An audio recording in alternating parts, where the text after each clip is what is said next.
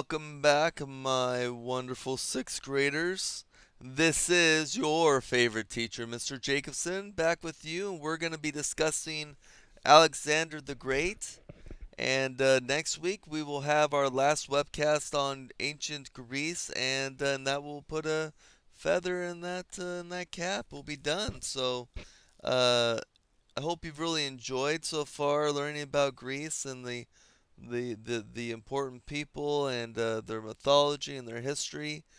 Alexander the Great is an interesting character, and also the story around it I think is very interesting and fascinating as well. So let us begin. So Macedonia. So Macedonia is a place to the north of Greece. If you look here, you where my pointer or icon is. This says Macedonia. This is the area that Alexander and his father Philip II will come out of. And down this way, this is all of Greece. Down here is where Sparta would be, or Sparta's here, and Athens is over yonder here. And so this is all of Greece, and this is Macedonia. So Macedonia is separate from Greece, but they've been heavily influenced by Greek culture. So Macedonia is to the north of Greece. Philip II began to attack Greece, but not all of Greece would work together to stop him. Those polis, each polis just didn't want to get together, and the polis refused to band together. Greece was still divided and weak from the effects of the Peloponnesian War. All that fighting that the Greeks did with each other, including Sparta and Athens in the Peloponnesian War, it weakened them, and that left a political power vacuum for Philip II to come down and to capitalize on their weakness and their inability to get along. They got along for Persia over here when Persia fought them, but they wouldn't get along for Philip, and that's going to be their ultimate destruction. Philip easily conquered Athens and Thebes. Afterwards, all of Greece agreed that Philip was their new ruler. So here we have Macedonia. Here we have Greece, and over here is, well, it's a different language, but this is the Persian Empire. So Philip's military strength. Philip defeated the Greeks because he was smart and he borrowed Greek strategies. Again, Philip and Alexander, they like Greek culture. They are fans of Greek culture. Alexander will make it his mission to spread Greek culture.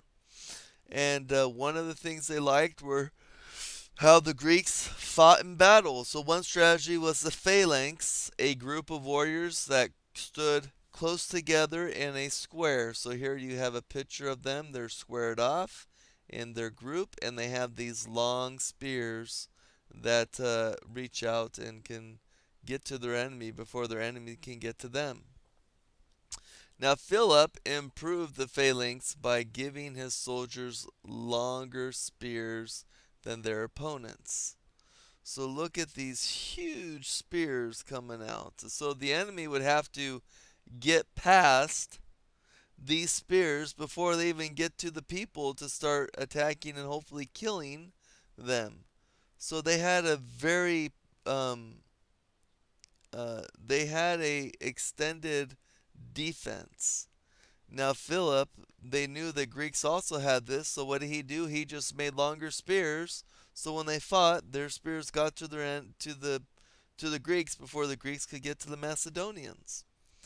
And so Philip sent cavalry and archers into battle to support the phalanx, and eventually Greece fell.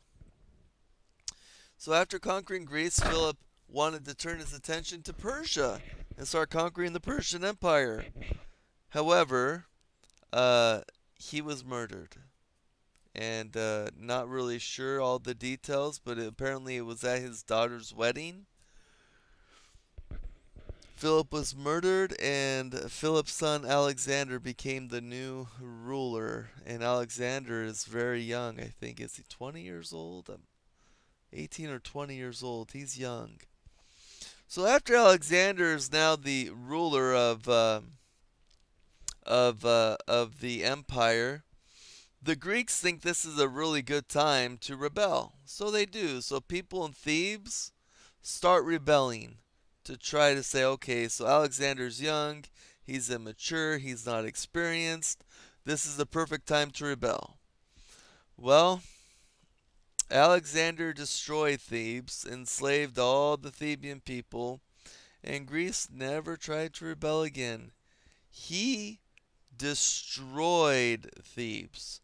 He enslaved everybody who fought against him, and he set a precedent and set an example of what would happen to anybody in his empire who would even dare try to rebel against him. And after that, Greeks all fell in line with Alexander. So Alexander starts to attack the Persian Empire, and he constantly defeated them. Remember, the Persians have had a lot of problems themselves. They fought a lot. They're having a lot of internal struggle, especially constant wars against who should be the next emperor. And so all of this is just going to pay a toll on Persia to the point where Alexander and his kingdom and his people and soldiers will easily start defeating them and wiping them off the map. Also, Alexander believed that he was chosen by Zeus to rule the empire. So what does that mean? Well, he felt like Zeus would protect him in these battles because Zeus wanted him to make this huge empire and to bring everybody into a Greek-like culture of living. Now the leader of Egypt heard about Alexander's success in battle, and he even gave up without a fight. So Alexander is now having people basically saying, "Welcome, Alexander, come and conquer us. We are at your disposal." So we have the Battle of Gaugamela.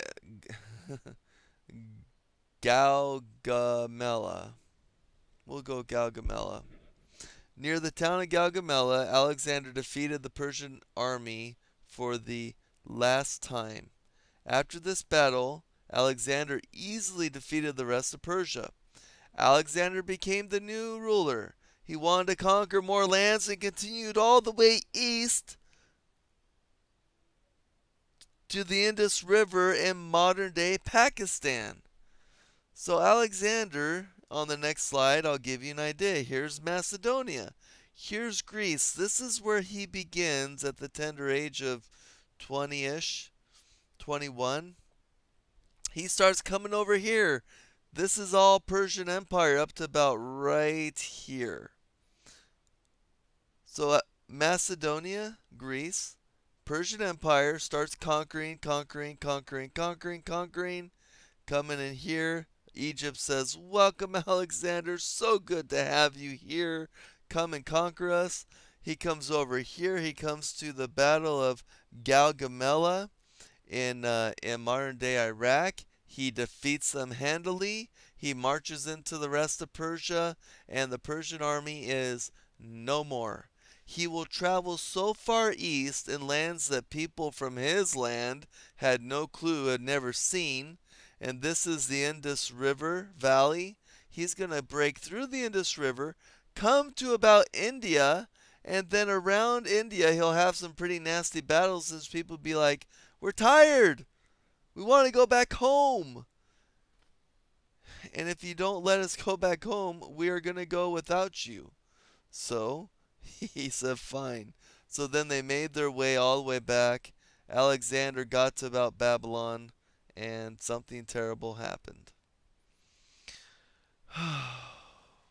he, he stopped in Babylon, and he died a few days later. So Alexander never even got to see his homeland again. He conquered so much land. It was the biggest empire up until that point ever. Before him were the Persians, and now after him will be the Romans. But he will have had at this point the biggest empire to conquer. Okay, so Alexander dies, but we would be remiss if we did not talk about his legacy. So, Alexander, he often rode into battle ahead of his men and risked his own life. This inspired his men to fight, and so Alexander, he was willing to put himself in harm's way. Uh, this helped his soldiers to understand that this man, he was one of them. Although he was their commander, he still was willing to put himself in great danger. He didn't think he was somehow special because he was the commander, so then he's just going to fall back and start barking orders. Instead, he led by example. Also, he inspired his army to march into unknown lands to the east, like all the way towards India, never been done before. Alexander was educated, um, and he kept a copy of the Iliad under his pillow, and he may have seen himself like the hero Achilles. So obviously, Alexander wasn't dumb. He had a Greek education.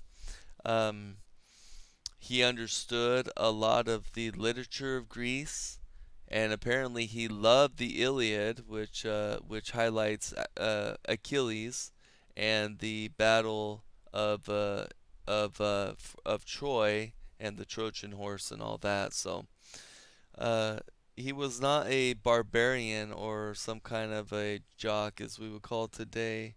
He uh, he was smart both physically and mentally. Okay, another legacy he left behind.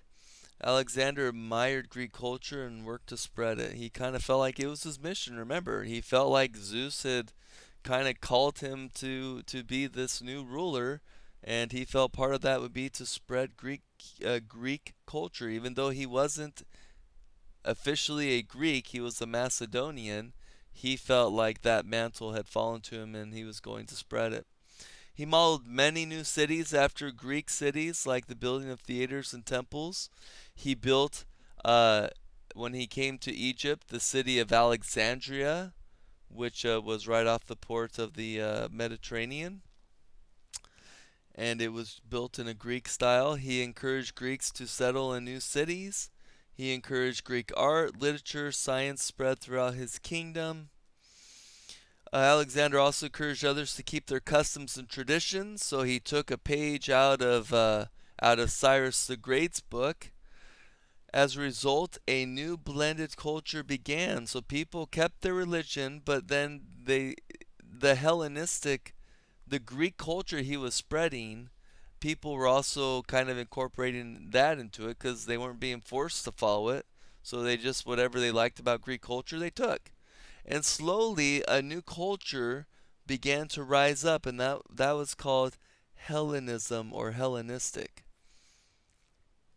because it wasn't purely Greek, but it was heavily influenced by the Greek ideas. If you remember in your individual polis, you guys were called Hellenes. Well, that's what the Greeks called themselves. They didn't call themselves Greeks. That's what we called them in history today. They were called Hellenes. Well, Hellenistic means like the Greek.